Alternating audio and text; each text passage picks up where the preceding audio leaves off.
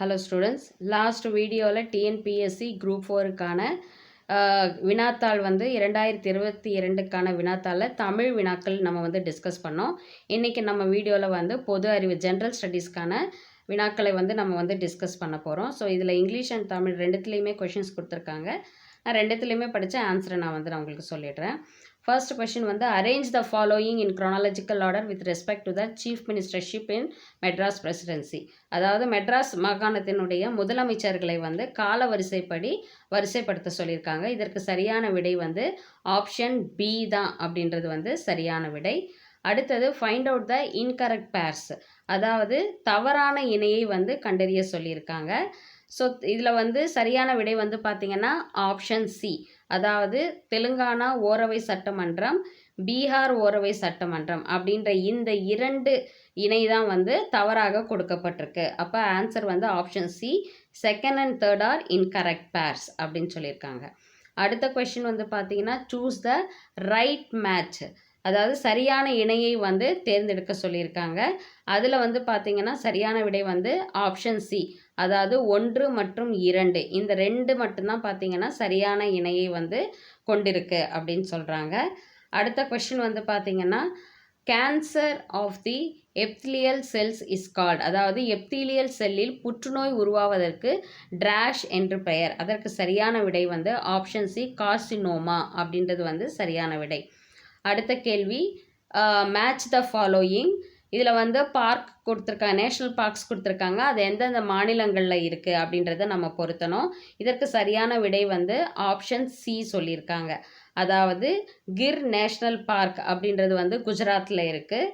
அடுத்தது carpet national park உத்தரகாண்டில் இருக்குது. Rajgir national park அப்படின்றது ஜார்க்கண்டில் இருக்குது. அண்டு ரன்தாம்போர் நேஷ்னல் பார்க் அப்படின்றது ராஜஸ்தானில் இருக்குது. ஸோ ஆப்ஷன் சி தான் சரியான விடை. அடுத்தது which of the following statements are true, கொடுக்கப்பட்டுள்ள இந்த கூற்றுகளில் எது சரியான கூற்று அப்படின்னு கேட்டிருக்காங்க. அதில் இரண்டாவது மற்றும் மூன்றாவது கூற்றுக்கள் தான் சரி அப்படின்னு சொல்லியிருக்காங்க. அதாவது ஆப்ஷன் சி தான் சரியான விடை. ஹேமடைட் புவியீர்ப்பு முறையில் அடர்ப்பிக்கப்படுகிறது.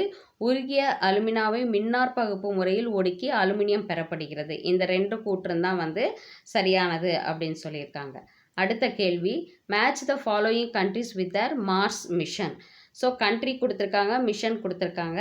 ஸோ அதற்கான சரியான விடை பார்த்திங்கன்னா ஆப்ஷன் பி, அதாவது யூஎஸ்ஏவுடைய மிஷன் பார்த்திங்கன்னா சைக் அப்படின்றது, இந்தியாவோடது மங்கள்யான், ஜப்பான்து பார்த்திங்கன்னா டெரக்ஸ், சைனாது பார்த்திங்கன்னா ஜெங்ஹி அப்படின்றது தான் சரியான விடை. அடுத்த கேள்வி find the odd one out, பொருந்தாத ஒன்றை கண்டுபிடிக்க சொல்லியிருக்காங்க. இதில் சரியான விடை ஆப்ஷன் சி, பெருஞ்சேரல் இரும்பொறை அப்படின்றது சரியான விடை. அடுத்த கேள்வி கீழ்கண்ட வாக்கியங்களில் சங்க மருவிய காலத்தின் சரியான கூற்று எது அப்படின்னு கேட்டிருக்காங்க. இதற்கு சரியான விடை ஆப்ஷன் சி, 1 and 2, அதாவது 1 மற்றும் 2 இந்த ரெண்டு கூற்றுகள் தான் சரியானதுன்னு சொல்லியிருக்காங்க. 18 நூல்களை உள்ளடக்கிய 17 கீழ்கணக்கு நூல்கள் பெரும்பாலும் ஒழுக்க நெறிகளை பற்றி கூறுகிறது. அவற்றுள் திருக்குறளும் நாலடியாரும் முதன்மையானதாகும் அப்படின்னு சொல்லியிருக்காங்க. அடுத்த கேள்வி arrange the following events in chronological order, நிகழ்வுகளை கால வரிசைப்படுத்த சொல்லியிருக்காங்க. ஸோ இதுக்கு சரியான விடை ஆப்ஷன் பி, அதாவது டெத் ஆஃப் புலித்தேவரின் இறப்பு, குயிலியின் இறப்பு, கட்டபொம்மனின் இறப்பு, மருது சகோதரர்களின் இறப்பு.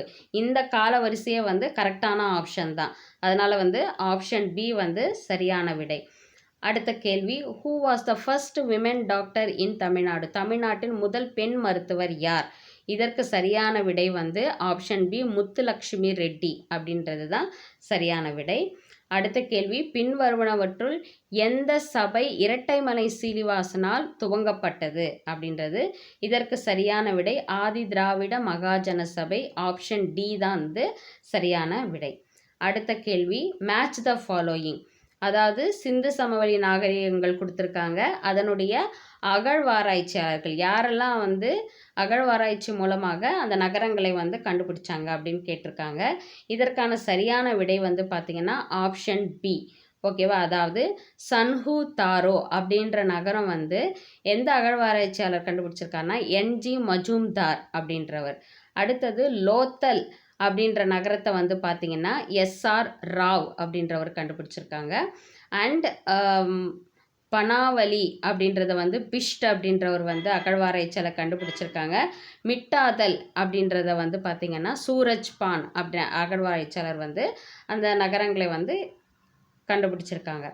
அடுத்தது which of the following statements about Bhagat Singh are true? Bhagat Singh தொடர்பான சரியான கூற்றை வந்து சொல்லியிருக்காங்க. இந்த கொடுக்கப்பட்ட கூற்றுகளில் வந்து சரியான விடை வந்து ஆப்ஷன் ஏ, அதாவது இரண்டாவது ஆப்ஷன் கூற்று தான் மட்டும் கரெக்டுன்னு சொல்லியிருக்காங்க. அதாவது 1929 பகத்சிங் பி.கே. தத்துடன் இணைந்து மத்திய சட்டப்பேரவை மீது குண்டு வீசினார் அப்படின்ற இந்த கூற்று மட்டும்தான் சரியானது அப்படின்னு சொல்லியிருக்காங்க. அடுத்தது arrange the following newspapers and journals of Thanthai Periyar in chronological order. தந்தை பெரியாரினுடைய செய்தித்தாள்களையும் இதழ்களையும் வந்து பார்த்திங்கன்னா காலமுறைப்படி வரிசைப்படுத்த சொல்லியிருக்காங்க. இதற்கு சரியான விடை வந்து ஆப்ஷன் பி அப்படின்றது தான் வந்து சரியான விடை. அதாவது ஃபஸ்ட்டு வந்து குடியரசு, அதுக்கு அடுத்தது வந்து புரட்சி, அதுக்கு அடுத்தது வந்து பகுத்தறிவு, அதுக்கு அடுத்தது விடுதலை. இதுதான் வந்து சரியான விடை. அடுத்த கேள்வி கூற்றும் காரணமும் கொடுத்துருக்காங்க. ஸோ இது வந்து சரியா இல்லையா அப்படின்றது தான் சொல்லியிருக்காங்க. அதாவது இந்திய பாரம்பரியம் என்பது விருந்தோம்பல், ஈகை, நட்பு, அன்பு, பெற்றோரையும் மற்றும் பெரியவர்களையும் மதித்தல் மற்றும் சகிப்புத்தன்மையை வலியுறுத்துவதாகும். இதனுடைய காரணம் மேற்கூறிய பண்புகள் வேற்றுமைகளை மறந்து மக்கள் ஒற்றுமையுடன் வாழ உதவுகின்றன. ஸோ இந்த கொஷினுக்கு வந்து பார்த்திங்கன்னா சரியான விடை வந்து ஆப்ஷன் ஏ. அதாவது கூற்றும் காரணமும் ரெண்டுமே சரிதான். அதே மாதிரி அந்த கூற்றுக்கான விளக்கமும் வந்து சரியாக கொடுத்துருக்காங்க அப்படின்னு சொல்லியிருக்காங்க. ஸோ ஆப்ஷன் ஏ தான் வந்து சரியான விடை. அடுத்தது மேட்ச் த ஃபாலோயிங், அதாவது 5 திட்டங்களை கொடுத்துருக்காங்க. அந்த ஒவ்வொரு 5 திட்டங்களையும் வந்து என்ன பிளான்ஸ் எல்லாம் வந்து அவங்க இம்ப்ளிமெண்ட் பண்ணாங்க அப்படின்னு கொடுத்துருக்காங்க. இதற்கு சரியான விடை ஆப்ஷன் சி. அதாவது ஃபஸ்ட்டு 5 இயர் பிளானில் வந்து பார்த்திங்கன்னா problems of refugees, food shortage and inflation அப்படின்ற விஷயத்தை இம்ப்ளிமெண்ட் பண்ணாங்க. செகண்ட் 5 இயர் பிளானில் வந்து பார்த்திங்கன்னா எக்கனாமிக் ஸ்டெபிலிட்டி. அடுத்தது தேர்டு 5 இயர் பிளானில் வந்து growth with stability. Fourth 5 year பிளானில் வந்து பார்த்திங்கன்னா ஃபோர்த் ஆப்ஷனுக்கு self generating economy. So option C அப்படின்றது வந்து சரியான விடை. அடுத்த கேள்வி arrange the following plans in chronological order. அதாவது கீழ்கண்ட திட்டங்களை காலமுறைப்படி வரிசைப்படுத்த சொல்லியிருக்காங்க. இதற்கு சரியான விடை வந்து பார்த்திங்கன்னா ஆப்ஷன் பி அப்படின்றது வந்து சரியான விடை. அதாவது காலமுறைப்படி திட்டங்கள் என்னென்ன திட்டங்கள் வந்து இம்ப்ளிமெண்ட் பண்ணாங்க அப்படின்னு பார்த்திங்கன்னா பி வந்து ஃபஸ்ட்டு வந்து அதாவது 4வது விஸ்வேஸ்வரையா திட்டம் அப்படின்றது வந்து முதல்ல அந்த திட்டத்தை வந்து இம்ப்ளிமெண்ட் பண்ணாங்க. அதுக்கடுத்தது ஜவஹர்லால் நேரு திட்டம், அதுக்கடுத்தது பாம்பே திட்டம், அதுக்கப்புறம் காந்திய திட்டம். இந்த காலவரிசைப்படி தான் நம்ம வந்து வரிசைப்படுத்தணும். அடுத்த கேள்வி arrange the sources of revenue of government of India for the year 2020-21 in descending order. அதாவது இந்திய அரசின் வருவாய் மூலங்களை வந்து இறங்கு வரிசையில் வந்து வரிசைப்படுத்த சொல்லியிருக்காங்க. அதற்கு சரியான விடை வந்து பார்த்திங்கன்னா ஆப்ஷன் ஏ அப்படின்றது தான் வந்து சரியான விடை.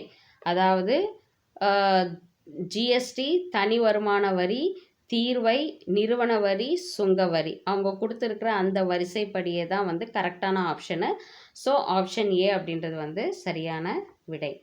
அடுத்த கேள்வி the birth rate is estimated in terms of, அதாவது பிறப்பு விகிதம் வந்து எதனுடைய அடிப்படையில் வந்து மதிப்பிடப்படுது அப்படின்னு சொல்லியிருக்காங்க.